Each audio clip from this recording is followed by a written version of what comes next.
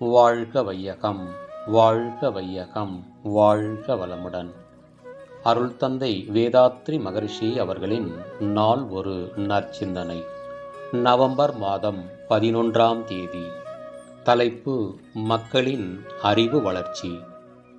அறியாமை என்ற மயக்கத்தில் வாழும் மக்களுக்கு மேலும் மயக்கத்தை ஊட்டி அதன் மூலமே வயிறு வளர்த்து வாழும் ஒருவரை தவறுதலாக அறிவாளி என்றோ, பெரிய மனிதர் என்றோ, அரசியல் தலைவர் என்றோ, சாது என்றோ, ஞானி என்றோ மக்கள் கருதும் வழக்கில் உலகம் சிறிது சிறிதாக மாறிக்கொண்டே வருகின்றது.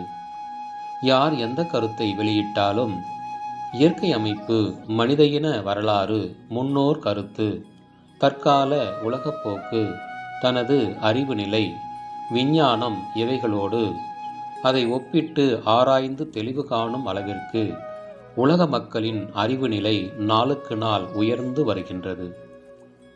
தனித்த ஒரு மனிதனையோ அவன் கருத்தையோ சிறப்பித்து பேசிக்கொண்டிருப்பதிலேயே காலம் கழித்து தான் பயனற்று போகும் அறியாமை இருள் சுய ஆராய்ச்சியால் மக்களிடமிருந்து விலகி வருகின்றது.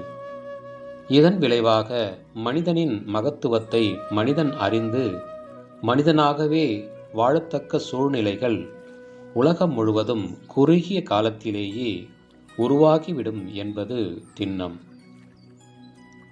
அருள் தந்தை அவர்கள். வாழ்க வளமுடன்.